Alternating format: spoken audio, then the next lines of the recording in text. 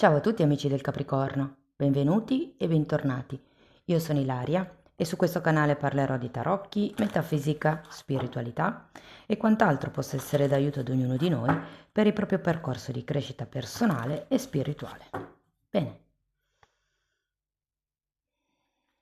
mostrami Capricorno e la via dell'amore di settembre 2025. Abbiamo la carta dell'appeso, amici del Capricorno. Può essere un periodo ottimo per riuscire a vedere le cose da un'altra prospettiva, da un altro punto di vista e come, diciamo, riuscire ad accettare certe cose, certe situazioni. Andiamo a vedere di cosa si tratta con i tarocchi. Vi ricordo che le letture sono per un gruppo, è facile quindi che non risuoni tutto. Se non risuonasse nulla o se voleste completare il vostro messaggio, vi invito ad ascoltare l'ascendente o il segno lunare. Per capire poi come unire questi oroscopi ho pubblicato una guida, trovate il link sotto nella descrizione del video e sempre nella descrizione del video trovate anche il mio indirizzo email per le consulenze personalizzate, il link alla pagina web dove trovate tutto quello che propongo e ci sono anche i link ai corsi gratuiti presenti sul canale. Uno è un corso base di metafisica sui chakra e l'altro un corso base di tarocchi intuitivi. Bene, andiamo a vedere quali sono le energie disponibili per il mese di settembre per l'amore. Partiamo da una sacerdotessa, ragazzi, poi abbiamo un 10 di coppe, il Papa,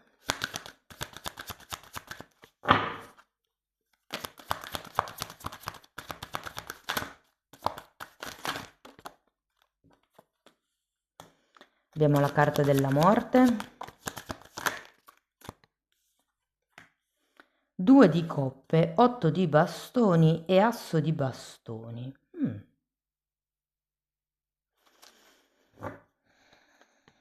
Bene ragazzi, partiamo da questa sacerdotessa. Io ho la sensazione che per qualcuno faccia riferimento ad un periodo di castità, ad un periodo dove si dà un peso maggiore a quello che potrebbe essere il futuro piuttosto che il presente. Andiamo a vederlo.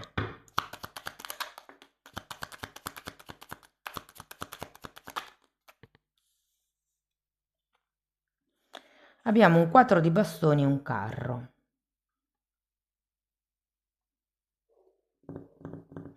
Andiamo a vedere anche il 10 di coppe, 10 di spade,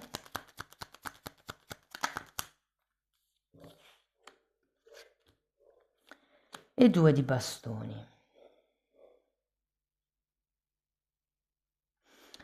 Dunque ragazzi, qui potrebbe esserci qualche tema legato a una casa, a un trasferimento.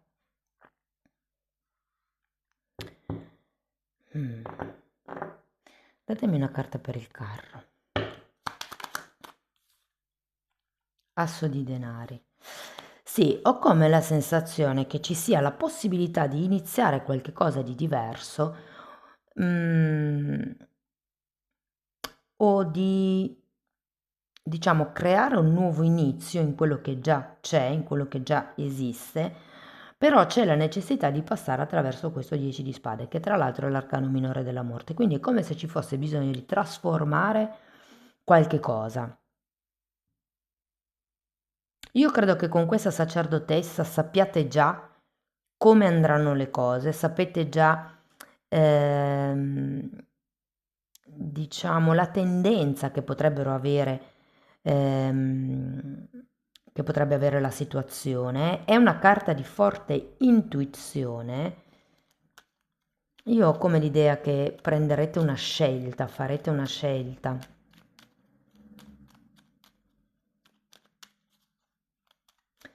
Andiamo a vedere il Papa.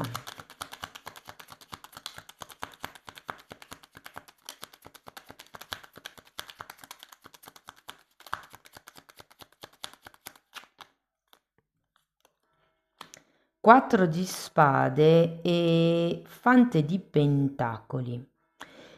Allora, la sensazione che ho, ragazzi, è che possiate vivere una bella relazione, ma che non abbiate voglia di incasellarla, di definirla, di etichettarla. È come se riuscisse a vivere effettivamente un'unione piena nel mese di settembre, però è come se non voleste prendere certi accordi per la serie. Non ho voglia di andare a vivere insieme, non me la sento ancora di andare a vivere insieme, non me la sento di ufficializzare la relazione, non me la sento di comprare casa insieme, potrebbe anche essere.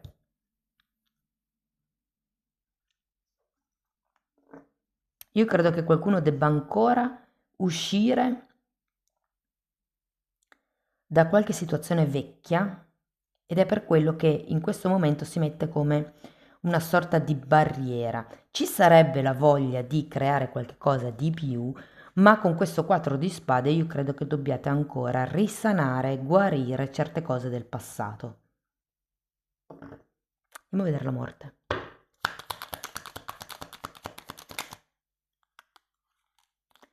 10 di pentacoli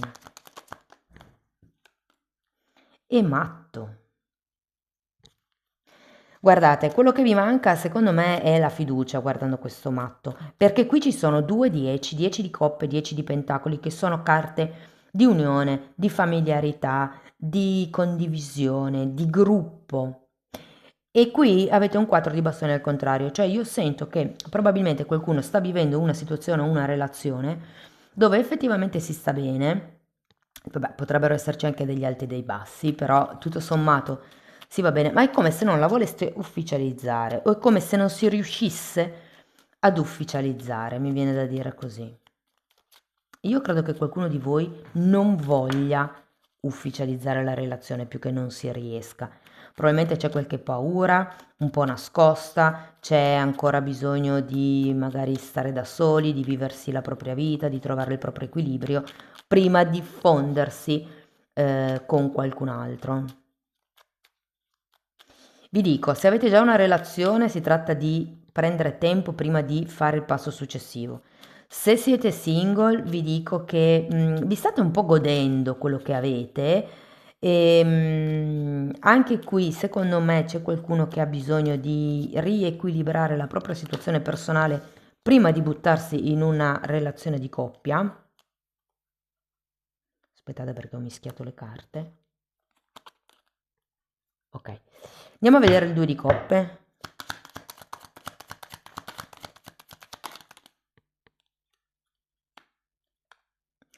Due di pentacoli e regina di bastoni. Allora, io credo che la soluzione qui sia trovare un punto medio tra quello che volete voi e quello che vuole l'altro, tra quello che non volete voi, ok? E quello che invece potete concedere all'altra persona. Qui potrebbero esserci, se siete in una storia clandestina, potrebbero esserci dei temi legati alla famiglia che uno dei due ha già in piedi. Però se non si può, diciamo, accantonare questa famiglia, perché magari ci sono dei figli, perché ci sono degli interessi in mezzo, si tratta di trovare come dei nuovi punti di incontro tra voi e l'altra persona per potervi vivere la relazione. Un trucco potrebbe essere quello di, diciamo, giocare, mi viene da dire, di scherzare, di non dare tanto peso alle cose che vi danno fastidio, ma sapete, io dico sempre, quando c'è una cosa un po' pesante da dire, invece che dirla diretta così, io dirla diretta perché io sono una persona diretta, cerco di dirla magari camuffata con qualche battuta, diciamo in modo un po' scherzoso, perché per me è un modo comunque di dire questa cosa che magari non riesco a mandar giù, che mi dà fastidio, però l'altro o l'altra non la prende come un'inquisizione, un giudizio. Se ci si scherza sopra, è come se l'altra persona avesse le difese un po' più basse e riuscisse a prendere questa critica in modo meno distruttivo, ma più costruttivo.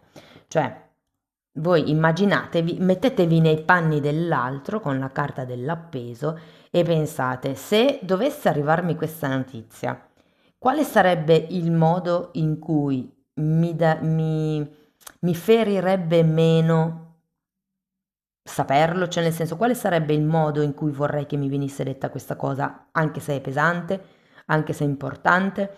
E vi dico che il dirlo scherzando ha il suo perché, cioè il fatto di minimizzare, cioè, ma non è neanche il minimizzare, quando fate una battuta e si scherza è come se i toni fossero più leggeri e sia voi che l'altra parte si è come un po' più aperti al dialogo, alla discussione. Infatti, vediamo che arriva questo 8 di bastoni che andiamo a vedere, spiegato da un fante di spade. Perché secondo me qui la comunicazione è la chiave, infatti abbiamo anche un fante di spade e un re di spade. La comunicazione, le regole, l'osservazione, mi viene da dire anche il rispetto per l'altro o per l'altra, chiaramente. Con il fante di spade è come se ci fosse bisogno di raccogliere dei dati. Prima di decidere sì, no, non voglio l'etichetta, la presentazione, qualcosa di più serio, quello che per voi è, qui è come se avesse bisogno di raccogliere dei dati proprio attraverso la comunicazione. E vi dico che sarà così. L'otto di bastoni è una carta che innanzitutto è un acceleratore come energia, quindi sveltisce, diciamo, le carte che ci sono intorno, ma poi è una carta di grande comunicazione, di qualche notizia che potrebbe arrivare e con il re di spade è come dare un ordine a queste notizie che potrebbero arrivare. Andiamo a vedere l'asso di bastoni.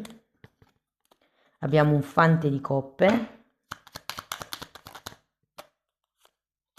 e un 3 di coppe, quindi c'è un nuovo inizio alla fine del periodo, ragazzi, con questo asso di bastoni, direi anche piuttosto travolgente. Con questo, anzi, datemi una carta per il fante di coppe, asso di coppe. Qualcuno potrebbe letteralmente dichiararsi. Abbiamo poi anche un 3 di coppe che, se siete in una relazione a 3, può proprio far riferimento a quello, il fatto che deciderete nonostante tutto di iniziare la relazione con questa persona che è impegnata o nonostante voi siate impegnati. D'altro canto potrebbe essere semplicemente una carta di festeggiamento per questo nuovo inizio, per questo nuovo innamoramento, per questa nuova possibilità di frequentazione. È un po' come se doveste mettere le cose in chiaro prima di buttarvi in qualche cosa di nuovo. Tenete sempre presente che appunto avete l'appeso e si tratta di vedere le cose da un altro punto di vista. Cioè, se qui state cercando di vedere solo le cose, diciamo, per voi, per il vostro futuro, è come se in questo sviluppo, in questo mese, si sviluppassero le energie per iniziare a vedere in due. E anche nel caso siate single, io credo che da metà mese in poi potreste incontrare una persona per la quale valga la pena, ma è come se prima doveste mettere a posto la situazione precedente, che anche se siete single da 5 anni, non avete nessuno da 5 anni, mettere a posto la situazione precedente vuol dire che c'è ancora qualche strascico della vecchia relazione che vi state portando dietro, che vi fa agire in determinati modi. C'è bisogno di pulire quella cosa lì. Ok? Andiamo a vedere qualche oracolo.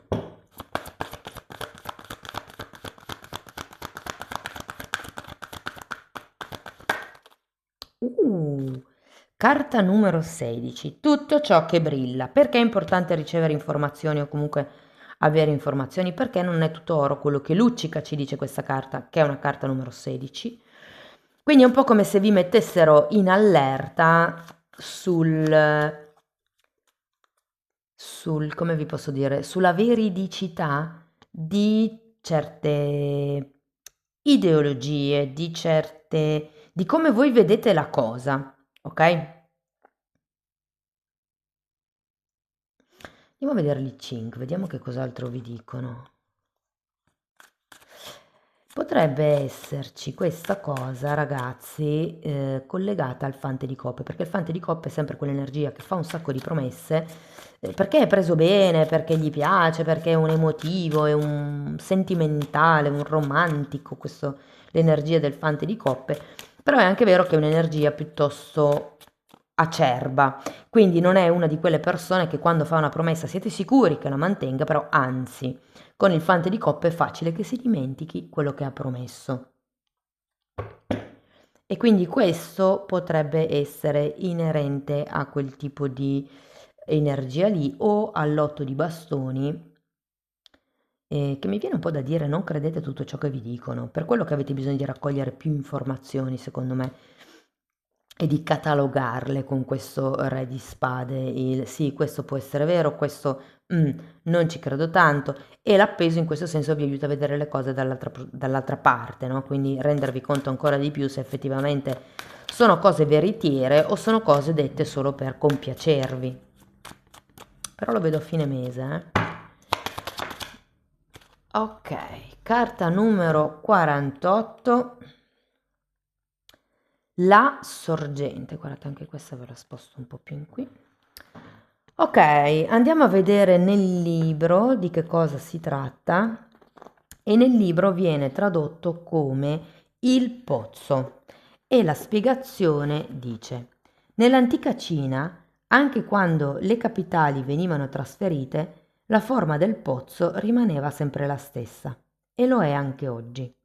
Il senso della frase non è difficile. Per quanto mutino gusti, indirizzi, tendenze, per quanto siano diversi gli uomini, la matrice, la sostanza non cambia, non diminuisce, non aumenta e i nostri doveri sono sempre uguali.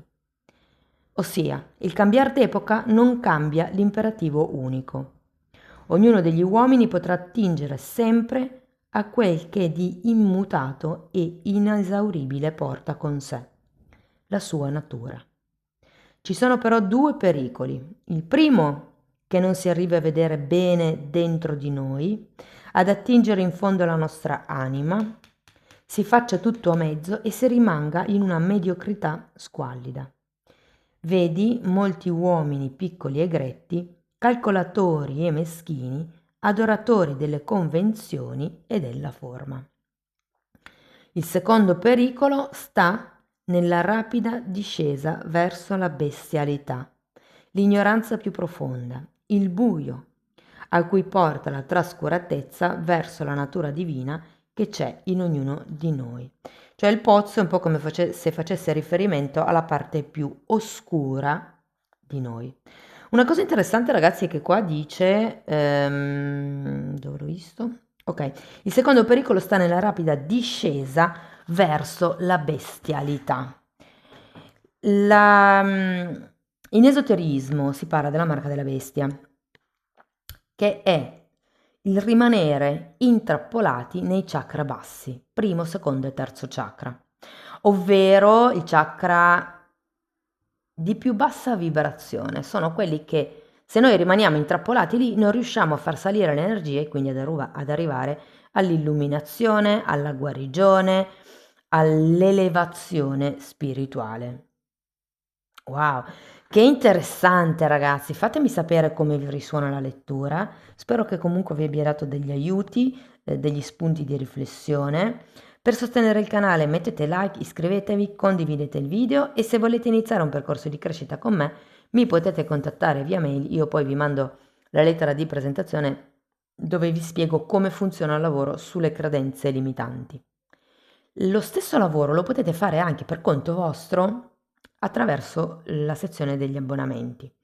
Lì tratto temi di metafisica, chakra, come diciamo identificare i disequilibri, come riequilibrarli, tratto temi di metafisica che è la psicosomatica delle malattie, ci sono delle meditazioni che servono per ricalibrare, riequilibrare il campo energetico e poi c'è tutto il lavoro sui chakra e sulle credenze limitanti. È stata creata questa playlist, queste playlist perché sono 4, come un corso di formazione e andrebbero viste in ordine di numero. Comunque, per dare un'occhiata ai titoli dei video vi basta entrare nelle playlist con le copertine lilla, così potete rendervi conto dei temi che vado via via trattando.